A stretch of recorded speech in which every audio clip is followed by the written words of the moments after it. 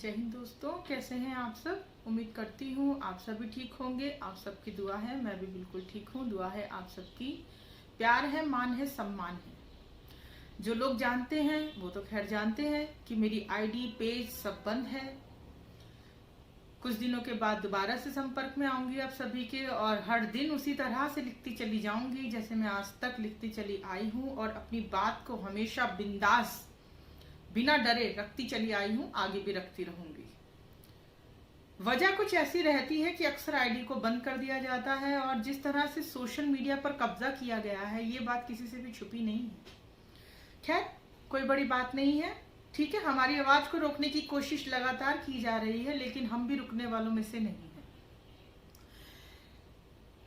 मुद्दों पर, देश के हालातों पर मेरी पूरी तरह से नजर बनी हुई है। हाँ, ये जरूर है कि मैं कुछ लिख नहीं सकती, मैं कुछ पोस्ट नहीं कर सकती हूँ, लेकिन देश के हर एक छोटी छोटी हालातों पर जो है मैंने अपनी नजर बना रखी है। और मुझे ऐसा लगता है कि इस जो मुद्दा अभी है वो इतना गंभीर है कि इस मामले पर आके मेरा बोलना बहुत जरूरी था, और उस वजह से मैं इस वीडियो को बना रही हूँ। सबसे पहली बात तो मैं बिहार वासियों को जो है मैं कुछ कहना चाहती हूँ। बिहार की जो जनता है, बिहार के जो लोग हैं, वो सभी लोग सावधान हो जाइए, सावधान हो जाइए। आप लोगों के लिए एक जाल बुना गया है बीजेपी द्वारा, और एक स्टार प्रचारक के तौर पर कंगना रनौत को इस चीज के लिए तैयार किया गया है। सुशांत सिंह राजपूत की मौत को लेकर जिस तरह की गंदी एक राजनीति का षड्यंत्र किया गया है, जिस तरह से पहले पुलवामा को लेकर वोट मांगे गए थे, याद होगा आपको किस तरह से शहीदों के नाम पर वोट मांगे गए थे। आज सुशांत सिंह राजपूत के नाम पर वोट मांगने की तैयारी पूरी तरह से बीजेपी ने कर ली है। सुशांत सिंह राजपूत के छोटे छोटे बिल्ले से लेकर बड़े बड़े बैनर और बड़े बड़ी हर एक चीज को तैयार कर लिया गया है। और क्योंकि बिहार की जो जनता है वो तैयार है, किस लिए? बीजेपी के लोगों का स्वागत करने के लिए। क्योंकि जिस तरह से मजदूर पैदल यात्रा करते हुए मरे हैं, ये बात तो जनता भूली नहीं है। उस बात के लिए क्या किया गया है कि एक ऐसे स्टार प्रचारक की आवश्यकता थी जिसको लोग मारे ना, जिस पर लोग टूटे ना, और उस प्रचारक के लिए इन्होंने किसको हायर किया है? कंगना रनौत को, विद Y+ सिक्योरिटी। आप ये देखिए कि ये सब जो षड्यंत्र है किस तरह से चला जा रहा है। गोदी मीडिया ने आधा काम किया। सुशांत सिंह राजपूत को लेकर मेंटली, मानसिक तौर पर लोगों को तैयार किया गया, और ये बताया गया कि बीजेपी सुशांत सिंह राजपूत को इंसाफ दिलाना चाहती है। अरे भैया, सुशांत सिंह राजपूत को देश का हर एक नागरिक इंसाफ दिलाना चाहता है, लेकिन कोई भी राजनीतिक पार्टी क्या हमारे न्यायालयों से ऊपर है? क्या हमें अब किसी राजनीतिक पार्टी की हमें शरण चाहिए होगी अगर हमें इंसाफ चाहिए, या न्यायालय इंसाफ करेगा? जो भी होगा दोषी, उसको सजा मिलनी चाहिए, और हमें हमारी न्यायपालिका पर पूरा विश्वास है। हालांकि कुछ लोग हैं बिकाऊ जो हर संस्थान में हैं, तो वो तो हर जगह है, लेकिन सभी लोग बिकाऊ नहीं है। ये बात भी सच है कि सभी लोग जो है वो बिकाऊ नहीं है। कुछ लोग हैं जो आज भी संभाल के बैठे हैं हर एक संस्थान को, और जिस तरह से फैसले आ रहे हैं, जिस तरह से चीजें साफ हो रही है, चाहे वो ताहिर हुसैन का मामला हो, कफील खान का, डॉक्टर कफील खान का मामला हो, जिस तरह से चीजें साफ हो रही हैं, ये इस चीज को दर्शाता है कि हमारे देश का जो संविधान है, हमारे देश की जो न्यायपालिका है, वो अपना काम बखूबी कर रही है, तरीके से कर रही है। कुछ एक दो मक्कार लोग हर जगह होते हैं। गंदी मछली जो पूरे तालाब को गंदा करती है, वो हर जगह होते हैं, वो यहाँ भी है, ठीक है। लेकिन सुशांत सिंह मौत को राजनीतिक तौर पर जो इस्तेमाल करने का षड्यंत्र है, उसको आप सभी लोग समझ जाइए। कंगना रनौत जैसे लोगों पर दुख होता है, मुझे सोचकर, देखकर अफसोस होता है। एक लेडी, एक महिला होने के बावजूद भी किस तरह से लोग, मतलब किस हद तक लोग चले जाते हैं जिनके लिए अपना निजी स्वार्थ ही सब कुछ हो जाता है। देश, हर चीज का वो दरकिनार करते चले जाते हैं अपने निजी स्वार्थ के लिए। तकलीफ होती है ऐसे लोगों को देखकर। जहां पर निजी स्वार्थ आ जाता है वहां पर देशभक्ति की लाइन खत्म हो जाती है, क्योंकि जहां पर देशभक्ति है वहां पर इंसान का निजी स्वार्थ नहीं हो सकता। वहां पर होगा सही तो सही और गलत तो गलत। लेकिन हम देख रहे हैं किस तरह से लोग जो हैं देशभक्ति की आड़ में अपने स्वाभिमान का भी सौदा कर रहे हैं, और सही को गलत और गलत को सही बनाने पर लगातार गोदी मीडिया जैसा कुछ काम कर रहे हैं। ये सरासर निंदनीय है, ये गलत है। गलत को गलत करना, बोलना बहुत जरूरी है। दूसरी एक बात, अगर आप देखिए डॉक्टर कफील खान ने जिस तरह से बयान किया है, उनके एक शब्द को आप सुनिए। उनका जो कहना है किस तरह से उनको 5 दिन तक खाना नहीं दिया गया, उनको प्रताड़ित किया गया, उनको काल कोठरी में रखा गया, उनके साथ वो व्यवहार किया गया जो आतंकवादियों के साथ किया जाता है। जबकि डॉक्टर कफील खान वो इंसान है जिन्होंने मासूम बच्चों की जान बचाई। 40 से 50 हजार बच्चों का इलाज किया उन्होंने मुफ्त में। उनको क्या फल दिया गया हमारे देश की तरफ से? क्या दिया गया उनको? काल कोठरी की सजा, उनको प्रताड़ित किया गया, उनको निर्वस्त्र किया गया पूरी तरह से, और उनके जो कि पूरे कपड़े उतार के उनको मारा गया। ये मेरा नहीं, ये डॉक्टर कफील खान का स्टेटमेंट है, उनका ये कहना है।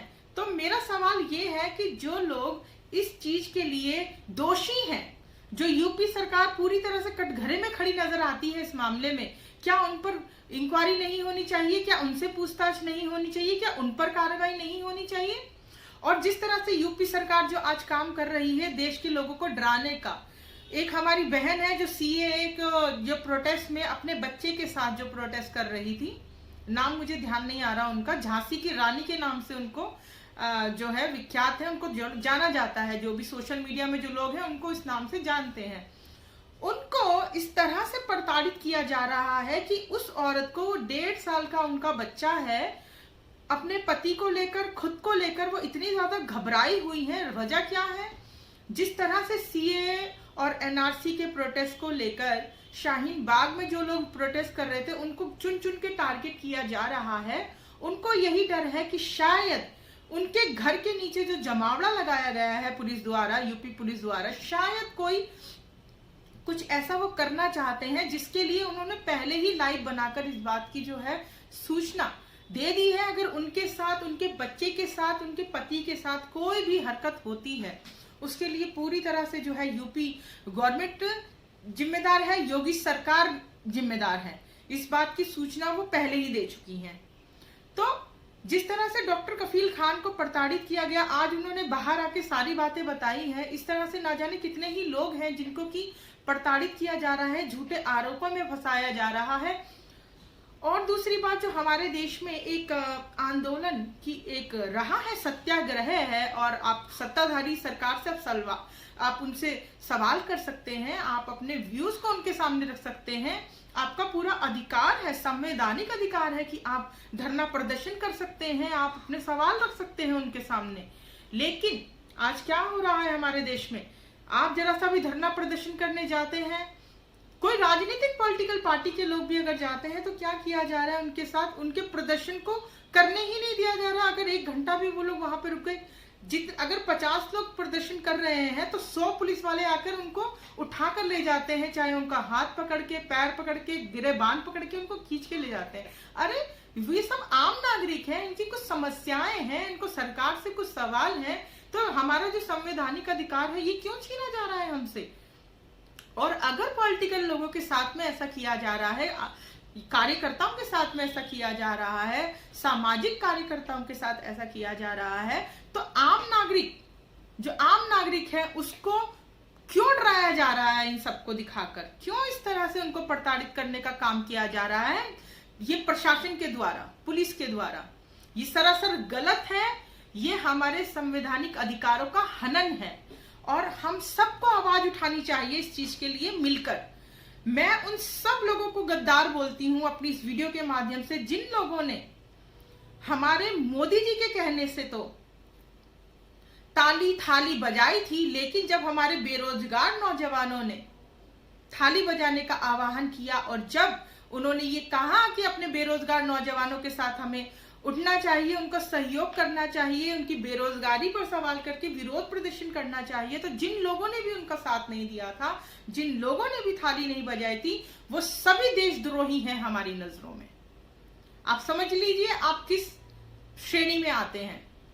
और अभी 23 तारीख को फिर उन्होंने आह्वान किया है। मैं देश की जनता से, पूरी जनता से अपील करना चाहती हूँ, ठीक है आपने साथ दिया, इस सरकार का साथ दिया, इस सरकार ने क्या हाल किया वो हम सब ने देखा है। अब देश के नौजवानों का साथ दीजिए, अपने भाई बंधुओं का साथ दीजिए जो आज बेरोजगार हो चुके हैं, जो दाने दाने को मोहताज हो चुके हैं। किस तरह से हमारा जो ध्यान है, जैसे ही सुशांत सिंह केस की जो डिबेट लगातार चलाई जा रही थी, 24 घंटे सुशांत सिंह चलाया जा रहा था, जैसे ही बीजेपी का नाम आया वहां पर, जैसे ही बीजेपी का इन्वॉल्वमेंट आया वहां पर, जैसे ही पता लगा कि जो चरस देने वाला, जो ड्रग्स देने वाला सुशांत सिंह को वो था जिसका कनेक्शन बीजेपी से है, तुरंत ही इस चीज को वाइंड अप कर दिया गया और रिया चक्रवर्ती को बिना किसी सबूत के, बिना किसी प्रमाण के ही अज्ञात अपराधी घोषित कर दिया गया। ये हो क्या रहा है? उस लड़की को जिस तरह से प्रताड़ित किया जा रहा है, अगर वो आज कोई गलत कदम उठा लेती है, अगर वो अपने आप को हार्म पहुंचा लेती है, अगर वो कोई गलत स्टेप उठा लेती है, उसके लिए कौन जिम्मेदार होगा? एक जो बीजेपी की स्टार प्रचारक है, जो बीजेपी के एजेंट के तौर पर जो काम कर रही है, कंगना रनौत, उसको दी जाती है Y+ सिक्योरिटी। और एक लड़की जिसका अपराध अभी साबित नहीं हुआ है, अभी पता नहीं है उसकी हत्या है या आत्महत्या है सुशांत की, उसको कटघरे में खड़ा कर दिया गया है। अरे पुलिस प्रशासन अपना काम कर रहा है, अगर वो दोषी उसको सजा दीजिए। इस तरह से प्रताड़ित करने का क्या मतलब होता है? और जब डॉक्टर कफील के साथ ऐसा हाल किया गया था, तो सोचने वाली बात है, जिसको भी ये पुलिस उठा रही है, प्रशासन के, सरकार के लोग जो उठा रहे हैं, वो क्या हाल कर रहे होंगे उनके साथ, हम इस चीज की कल्पना कर सकते हैं। तो इसीलिए आवाज उठाइए, और जिस तरह से चुन चुन कर आज समाज सेवियों को, आवाज उठाने वालों को और सच की राह पर चलने वाले लोगों को जो है रोका जा रहा है, इसको रोकने का काम कीजिए। एक तिनके को तोड़ना आसान होता है, लेकिन जब वो तिनके जब मिलकर एक बंडल, एक झाड़ू की शक्ल ले लेते हैं, एक गट्ठर की शक्ल ले लेते हैं, उसको तोड़ना नामुमकिन होता है। तो जाग जाइए भारतवासियों, हमारी जो जीडीपी है -23.9% पे आ गई है। अगर आज भी नहीं आप लोग जागते ना, तो मैं ये कह रही हूं कि कभी जिंदगी में आप कुछ बोलने लायक नहीं बचेंगे, और आप तो छोड़िए, आपके बच्चे से लायक नहीं बचेंगे। तो थोड़ा सा जाग जाइए, थोड़ा सा जागरूक हो जाइए और समझिए इन हालातों को। इस जो झुंझुना आपको हमेशा पकड़ा दिया जाता है, उससे बाहर निकलिए। आप देखिए क्यों सुशांत सिंह का जो मैटर है वो एकदम से मीडिया से गायब हुआ है। क्यों? जैसे ही वहां पर ये बात सामने आ गई कि उनको जो ड्रग्स देने वाला जो व्यक्ति था वो बीजेपी से संबंधित था, वहां से हटाकर, और कंगना ने सिर्फ एक ट्वीट किया और पूरा ध्यान है वो सुशांत सिंह से हटा के कंगना की तरफ ले जाया गया। कब समझेंगे आप लोग ये सब बातें? भगवान के लिए, ऊपर वाले के लिए मैं आप सबसे कहती हूँ, समझिए इस गंदी राजनीति को। जो लोग समझते हैं उनकी बात को समझिए, उनको फॉलो कीजिए, सीखिए उनसे, समझिए उनको, सुनिए उनको। आप उनका साथ नहीं दे सकते, आप सिर्फ उनको सुनिए कि वो क्या कह रहे हैं। ये नहीं कि आप हर किसी के साथ भेड़ चाल में चल पड़िए, नहीं, पर आप सुनिए, वो कुछ कह रहे हैं, आपको कुछ समझा रहे हैं, समझिए। एक गंदी राजनीति देश में चल रही है, उसको समझिए। और साथ नहीं दे सकते, कोई बात नहीं, बस आप समझ जाइए, थोड़े से जागरूक बन जाइए। ये देश, हमारा जो देश है, बर्बादी की तरफ चल नहीं रहा है, ये दौड़ रहा है बर्बादी की तरफ। तो सावधान हो जाइए, सही लोगों का साथ दीजिए और डरिए मत। डरने की किसी को कोई जरूरत नहीं है। अगर हम सत्य की राह पे चल रहे हैं, हमारे पास हर एक बात का जवाब है, हम कभी नहीं डरेंगे, याद रखिए। डरते वो लोग हैं जो देशभक्ति की आड़ में गलत काम करते हैं, अपना निजी स्वार्थ देखकर अपने सिद्धांतों को भुला देते हैं। उन लोगों को डरने की आवश्यकता है। जो लोग सत्य की राह पर चलते हैं, उनको डरने की कोई भी आवश्यकता नहीं है। चलिए, जय हिंद, जय भारत। फिर जरूरत लगेगी दोबारा आपसे मुलाकात करूंगी। जय हिंद, जय भारत। देश की बेटी ममता सेठी। जय हिंद।